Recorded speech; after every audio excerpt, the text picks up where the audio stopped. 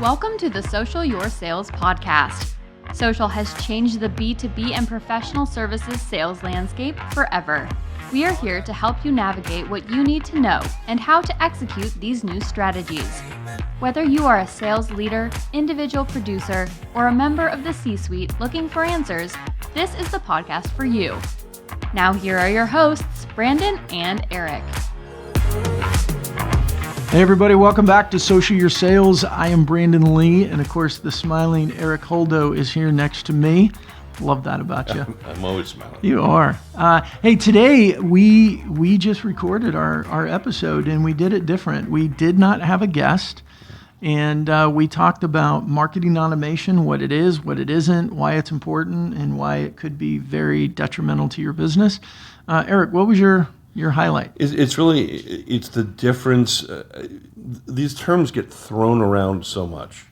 So if nothing else from this particular episode, I'd like people to have some common understanding of what these terms actually mean, rather than sort of when people are pushing products and services at you, what it sounds like they mean. Okay. Yeah. And so I think there's good clarity in what is a marketing automation tool, what is not, what constitutes it, and why does anyone care? What's the difference? Yeah, that's really good. And I think as we talk about marketing automation, it always makes me think of one of the words we're not generally supposed to talk about in business, which is ridiculous, but is feel, right? How does these activities make your audience feel? Because we're all human, and if they don't feel like you care or feel like you're genuine or feel whatever, they don't connect and you're out. And worse, with a lot of automation, I mean, I just had one again today that was, you haven't responded to my 3 other emails, and I guess that means either, they try to be sly, either right. A, you're making all the money you need in the world, B, you're sitting on a beach somewhere, or C, whatever. And I'm thinking, that's nice that you're trying to be cute, but what you're doing is making me take action to get rid of your crap message out of my email or out of my LinkedIn messaging. And that pisses me off. It frustrates me. I've got to take time to get rid of your crap. I actually enjoy it because I read those I read those messages, and either I say nothing, or if I'm in, and I'll just let them keep hitting me, keep hitting. Or I will launch into a soliloquy about how bad their approach is. Yeah. And quite frankly, I like doing that a little bit. I got to admit, I did one of those today, especially because it was in Facebook Messenger. And it was somebody who I had actually quite a few connections in common with. And I did look at her profile, and I said, okay, this is interesting. And I took the request, and then it was hey, thanks for connecting, brr, brr, brr, brr, brr. And it wasn't a sales pitch, at least. It wasn't, it was, but this is why I say how you feel, right? It was, this is what we do. We take people like you, and we help them make more money and do it in less time. Would it be okay for me to share some information with you? And that could be, I'm going to share a brochure. It could be, I'm going to share a blog article, anything. But I just simply wrote back, no thanks. Yeah. And then her response was, well, can I ask you how many hours a week do you work? And I said, no. And you've not earned the right for that. Right. And then she did good. She goes, can I ask why not? And that's when I gave the soliloquy. I said, I have no idea who you are. No. You haven't made any connection with me whatsoever. And your message may have sounded a little bit non-salesy, but everything in it made me feel like I was your target and you were going to sell me once you did this little bit of effort to try, and this attempt to try and not sound like a salesperson, which is even freaking worse, right? So, all right, well, enjoy this episode, and we'll see you in just a moment. That was our intro, yeah. See you in a moment.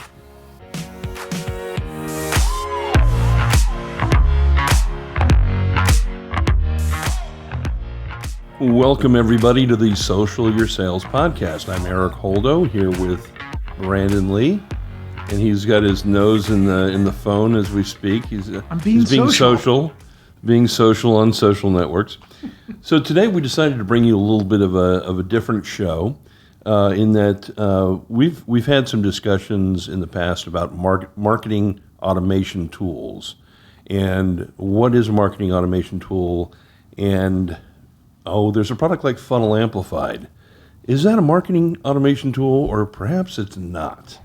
And I'd like to touch on some of those facts today. We'll also try and get to some other hot topics around that. But there's so much focus in the MarTech space. Can I jump in? I just think the more fun conversation is going to be when you and I go at it about the word influencer, micro-influencers, and how valuable they are. So if you don't like the automation conversation, just stick around or move forward a little bit, because I think Ingrid's going to have the bell going and the boxing gloves, and we're going to be ready to go. Look, I understand if you want to be wrong on on a public podcast. That's fine. And here it comes. Let the smack talking begin. All right, marketing automation. So let's start with that. Yeah. And the reason it's important is, Gartner just had about 30 days ago, they released one of their CMO studies. They seem to do one about every 30 days or so, 30 seconds. But they're a good source of information. And one of their studies that I found very insightful is that about 68% of CMOs currently, and this is, by the way, cut to what this group is. These are the people that when Gartner initially surveyed last year, they felt that their marketing budgets were going to go up as a percentage of revenue.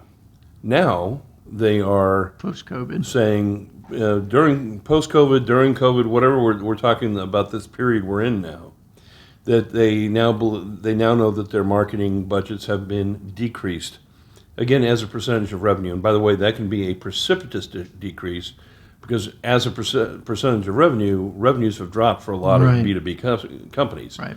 So that could be pretty disastrous. However, in the face of all those budget cuts, MarTech is the one area that they're all, or 68% of them, are expecting to increase regardless of budget cut. Right. So that means there's definitely something there in that MarTech space. Now, anyone who's looked at the MarTech space knows that it's laden with, hundreds of thousands of companies now. And we fall within that somehow. But at FunnelAmplified, let me ask you, Brandon. Yep. I'm just going to ask you the very simple question first. Is FunnelAmplified a marketing automation tool? No. Okay, thank you for the show. That was good night. That's it. That's all right. On to our second topic. We do have a storm brewing in the background, so there is one here. Yeah. In the FA studios, high atop Sandy Springs, Georgia. In Georgia. That's right. Okay, so let's talk about that. What is a marketing automation tool as it relates to things like LinkedIn? Yeah, I think so. I mean, again, we deal with so many definitions or so many words that have multiple definitions. But for me, when I think about automation, especially in MarTech or in social specifically, it's automating tasks at scale and somewhat in a blind fashion. And I say somewhat blind because so as an example, there's a lot of tools out there that you can pull a list from LinkedIn or Sales Navigator through like a Chrome extension, put it in, and then write a message for connection and send it out to 50, 100, 200 people and go. And that's marketing automation. There's also tools then that would have the follow-up. So not only do you have the connection request go out, but then it'll have the technology that when the connection gets received or accepted, then maybe it does a 2-day delay, like any sort of cadence or sequence, and then it kicks off a second message, and then if they don't respond, it kicks off a third, and so on and so forth. And it's like the ones you talk about where you get the third or fourth message, and it's like, well, obviously you don't need my services. Or, duh. Yeah, it's like, well, what silent response on my part gave you that clue? So there's obviously a lot of different marketing automations. There's email tools that have sequencing. I mean, we use HubSpot, and we've got sequencing or cadence options in there as well. So I think when it comes to social, like there's some tools that I'm like, that doesn't bother me as much. As an example, Tools like Buffer, which I know people are probably surprised to hear me say, think that we're competitive with them. But, like Buffer, if you're on Twitter, and I think tweeting 20 times a day is not unusual for somebody that's really using it thoroughly. And, that's a lot of writing and doing on your own. So yeah, automating something like that where you're taking posts, you're scheduling them out, like here's the times I want throughout the day, automating it and letting it go. I think there's, room for that. But you also have to be careful. If you go, there's the story that we talked about was when Joan Rivers passed.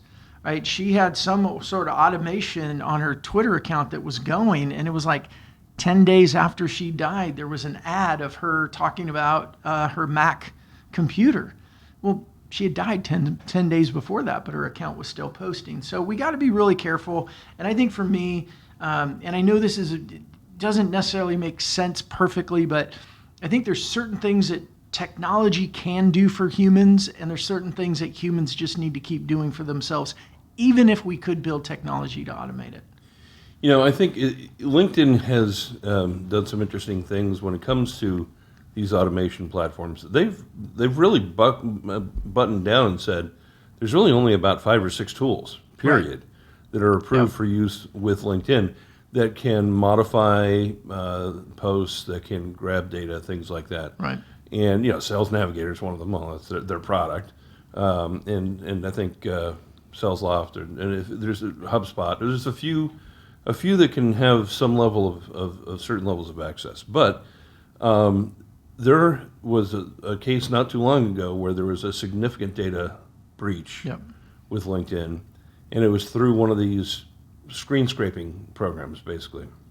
And LinkedIn will absolutely suspend your account for using those types of tools. Right. Whether you're doing screen scraping or this back-end automation, which is against the user agreement. Right. And I think it's important for people to understand that, because it's funny. I did a search rather on a Google search for, what are the approved marketing automation programs.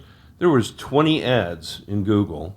None of them are any of the approved LinkedIn platform automation platforms.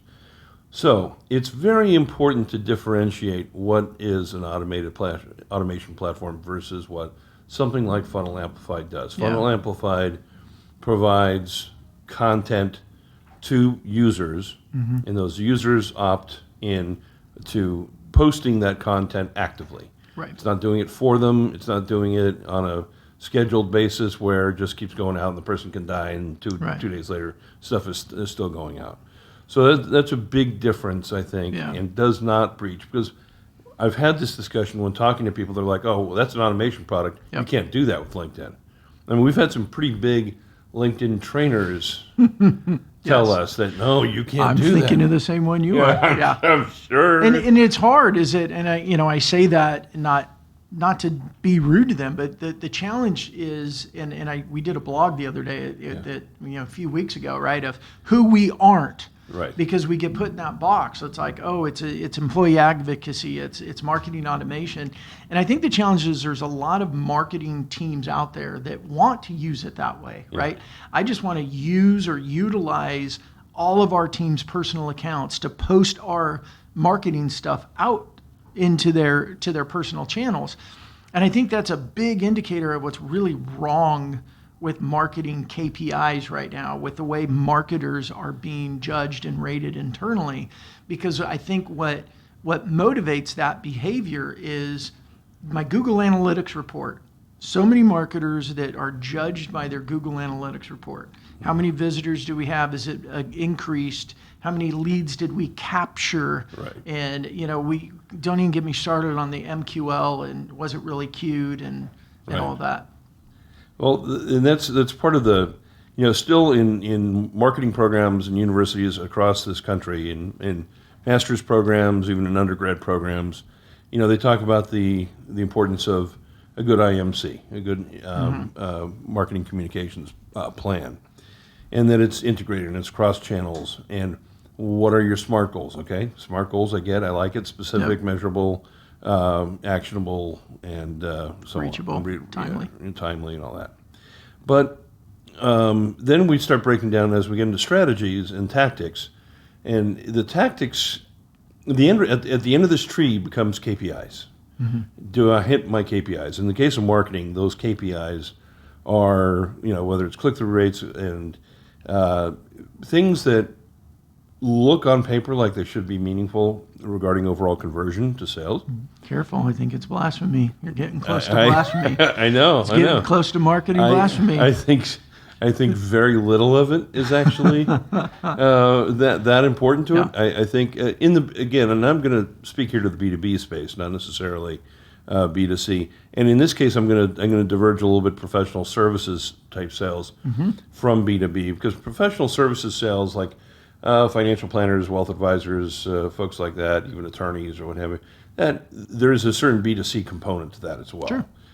More so than traditional B2B sales. But anyway, I think that in the taking over the accounts of their employees it's unfortunately such a theme that we hear today. If you look at the news and see what's happening regarding personal privacy and rights, and I'm going to be controversial for a second. Vaccine passports and the fact that HIPAA apparently is no longer a law of the land. I mean, there's a lot of data intrusion by others, and we're just supposed to accept that data intrusion is okay. Right. I don't find it acceptable that a company thinks they have domain over what I say. Right. If I want to post in my LinkedIn account, now if I say something against the company, I think that they have absolutely a case of something. Right. Or if I post about products or services that we offer that aren't truthful, if I'm misleading in some way, hey, I've got to take responsibility of that. But don't tell me that you need to take over. You need to be the one posting in my account in order to make your brand be on message and so on. Yeah, and I think we're totally missing the point. I mean, I think that for whatever we're missing the point. I think collectively we've really been missing the point. It's come from a place of control, and it reminds me of, the 80s management style. Yeah. Do what I tell you because I said so and I'm your boss. Well, that went by the wayside. And why is that? Because it didn't freaking work. I mean, people got sick of it and they started moving. Like, there was no longer the go get in a company and work for 40 years and retire with the gold watch, because people are like, screw this. I'm not sticking around for this. Yeah. So as management styles had to change, I think we're in a season where the attitude and the strategy around social has got to change. It's almost like if you think to a, before internet world, when people went to networking events, or they were working in a booth at a trade show, or they're going to meetings at boardrooms, well, we trained people how to do that well. We trained on how to have conversations. We trained on closing strategies. We trained on how to earn trust. And now all of a sudden, instead of focusing on how do we train people to communicate in their social channels because there's so much value there, we've gone the complete opposite direction. We said, no, you can't say anything because you're going to get us in trouble. Well, it doesn't make any sense. People could get you in trouble. If they're saying things they're not supposed to say anywhere, they got to take responsibility for it. The company has every right to come in and discipline or fire or whatever it would be. There's this fear of it's in LinkedIn or it's in Facebook or it's in Twitter. Well, you know what? If I say something stupid in a boardroom and there's 3 or 4 people there, I still said something stupid. Right. And I get it. Yeah, but not as many people got it and they can't screen share it. Well, you know what? The people that I may have said something stupid to, they're going to repeat it. They're going to tell other people. It's not different. And we are throwing out, what's the rule? We're throwing out the baby with the bathwater, right?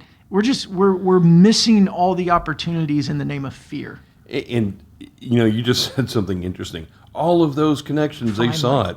Well, the reality is when that rep who doesn't have any training in the social selling arts, and just posts something, when he posts that opinion that he has regarding this product, whatever, I got news for you. There's maybe a few 10, 20, 30 people that are seeing it. there might be 2 or 3 that comment about it. This isn't some massive catastrophe. If I'm standing in front of an audience at a trade show, I guarantee you I've got more people listening to me than I do the typical rep in social selling. The typical rep. The typical rep who Not hasn't the Funnel gone Amplified through. train. That's right. If you've gone through Funnel Amplified Social Selling Training Academy, Yes. fast, You learn fast how to do social selling right. And you have fast results. And you get fast results. Yep. And we've even seen that in our own life. We live what we preach. We do live what we preach. And you've gotten amazing results out of the techniques that we teach. Yep. And it continues to work. Yep. So we know that it works. Right. Social Your Sales will be right back.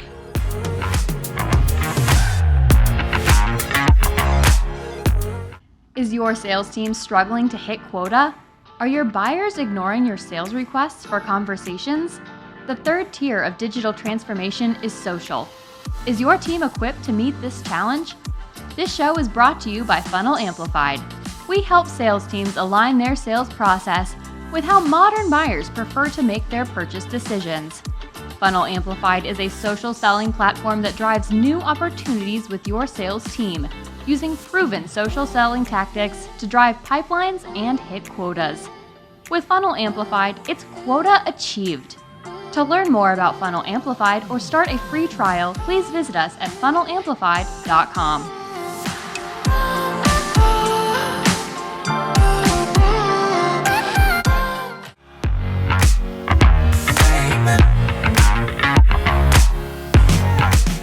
There's an important when thinking about your own systems. As more, and you brought up the Gartner report and CMOs, they are 80% are solely responsible for digital transformation in their company. And they're going to be looking to go, what do we do? And if you're a marketer out there right now, you're a CMO, you're part of the team, you're like, hit that oh crap moment. There's a lot of automation out there that seems like it's just going to be inexpensive and fruitful and valuable and get us wider.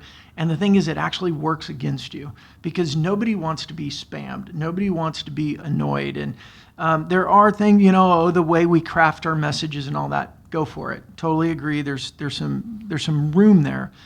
But what we do different versus what other companies provide or what a lot of marketers want is so what other marketers tend to want is everyone on my team can opt in, and then I can schedule posts, and they push out to all their social posts at the same time or at a time that we specify. And it's brochure information, all that type stuff, with the goal of trying to lead people to the corporate website.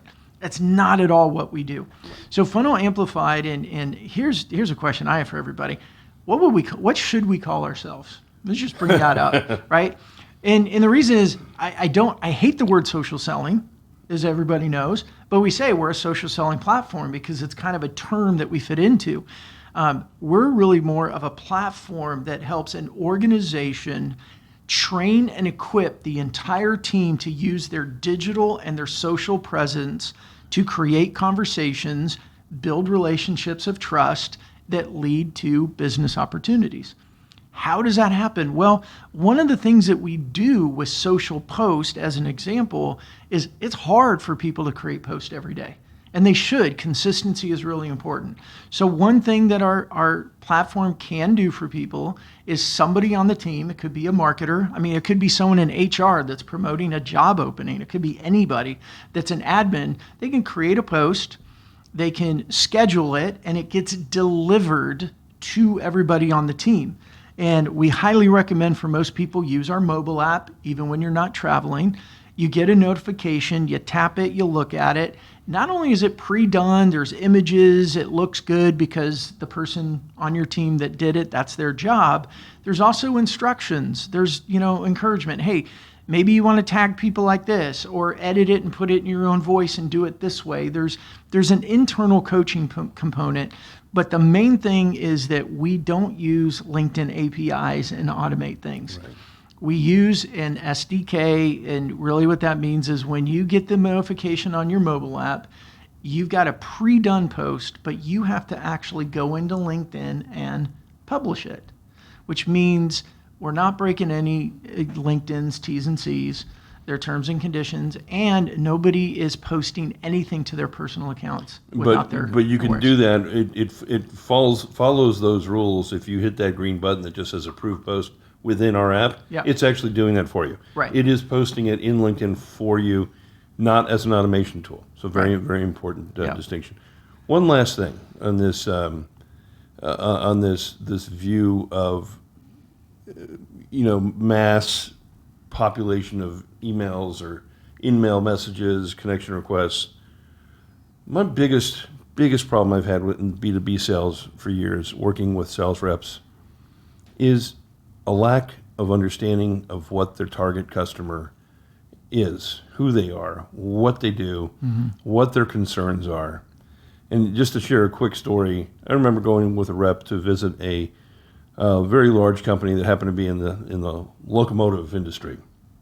And we went in to talk to them, and the rep, who had this account apparently for 3 or 4 years, says, "Hey, can you come in? We're finally got a meeting with this guy, and I'd like you to be there." Great, I'll go with you. So I go to the meeting, and before I did, 10 minutes before, I went to the Starbucks across the street, cracked open my laptop, learned as much about this company as I could, then branched over to the regulatory issues, the liability issues that they're facing, looked at messages from the president of the company, and saw what the sort of the back end issues were that they had. When I went in and had this discussion with this person after that point, the rep introduces me, and the guy's got his arms folded, and he says, "All right, you got 30 minutes. What do you have to tell me?" And I started just asking him questions about those back-end issues that I had just read about. And we start talking about the railroad industry and the re-regulation potential and what that would mean to their company. And all of a sudden his body language changes, he's leaning forward, and he starts asking about what we do. And we have this conversation for 2.5 hours and had a great conversation, eventually did business with them. But we walked out of there, and the rep said, "My God, how did you know so much about the railroad industry?" I said, "You moron, I know nothing about the railroad industry, but I have Google. I'm Google smart." and I learned because I researched who my potential customer was. And that's my biggest problem in the concept of social selling with marketing automation tools is who's doing that research? Nobody. They're taking a message, they might be doing some personalization, maybe some quote-unquote customization, but they're not doing deep level work to specifically target the firmographics of that particular company. Yeah, and I think you bring up a really good point around ABM, and we're in conversations with a company right now and their CRO that says, we don't have a solution for social with ABM.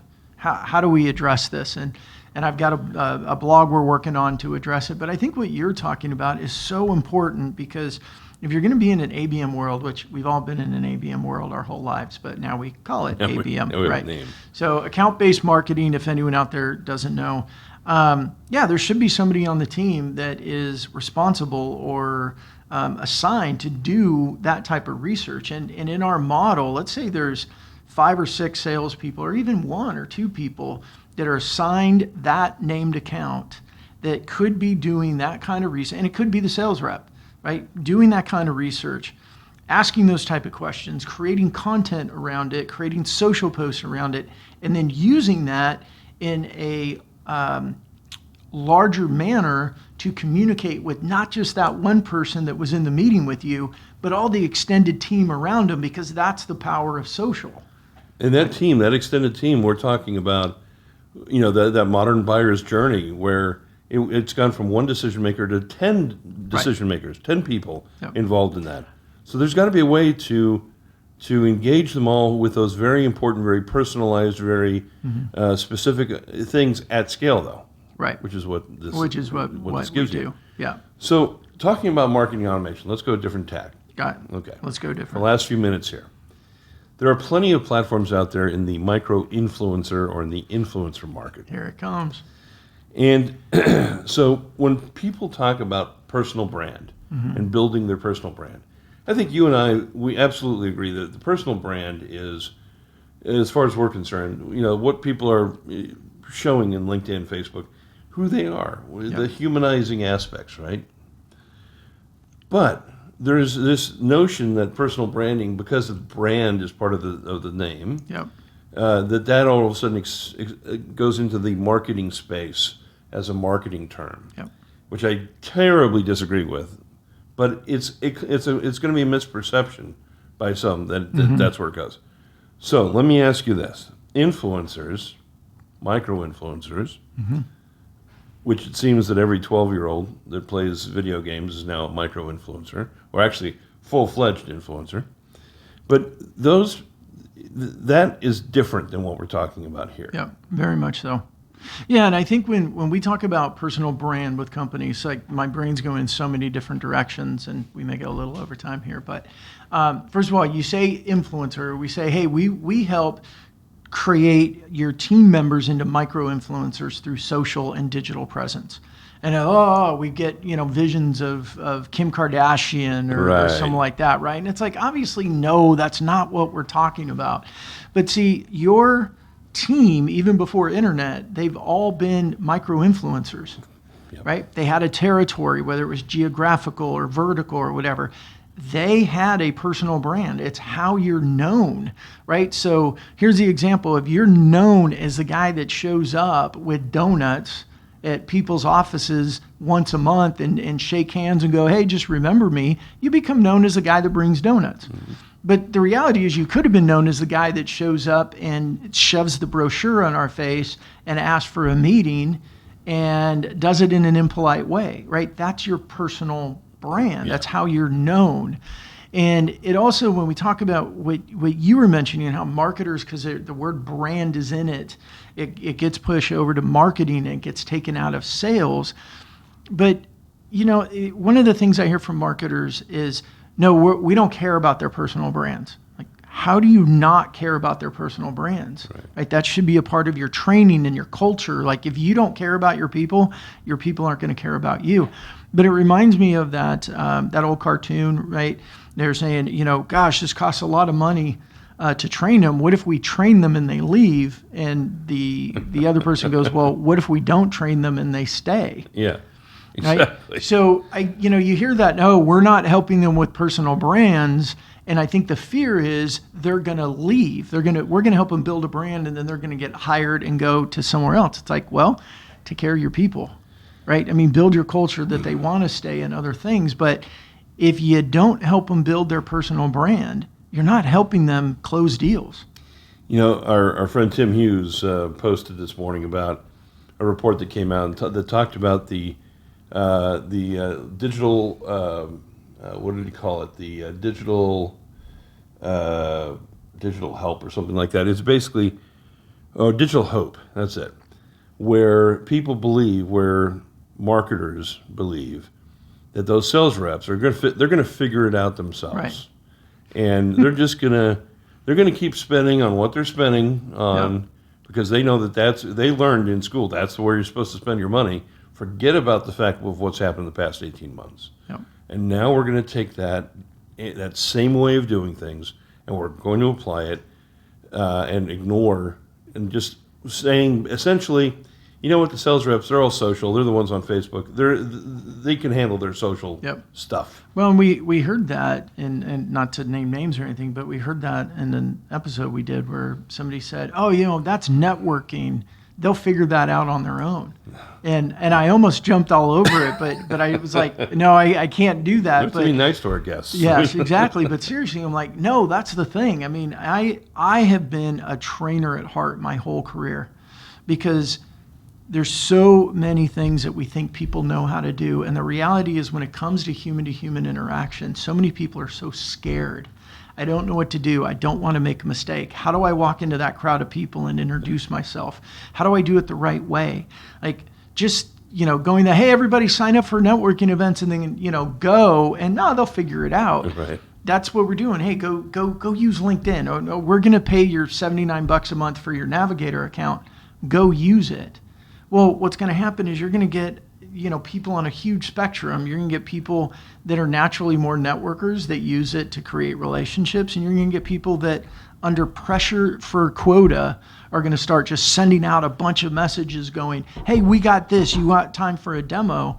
And that has such a negative effect on the company brand. And I'm going to push back on how many are actually going to do anything with it. I think if you turn a traditional B2B sales force, named account reps, right, major account reps, you turn them on to Sales Navigator and you say, okay, now you've got this tool to research who your prospects and to outreach to them and so on. And by the way, it's all tied into the North Star master system of CRM, so you don't have to worry about duplicating efforts. I have a little bit of an issue with CRM systems anyway, or at least how marketing works with CRM systems. But my point is that those reps, I think there are very, very, very few that will use, without any other training, without any other information, that will use it properly. Yeah.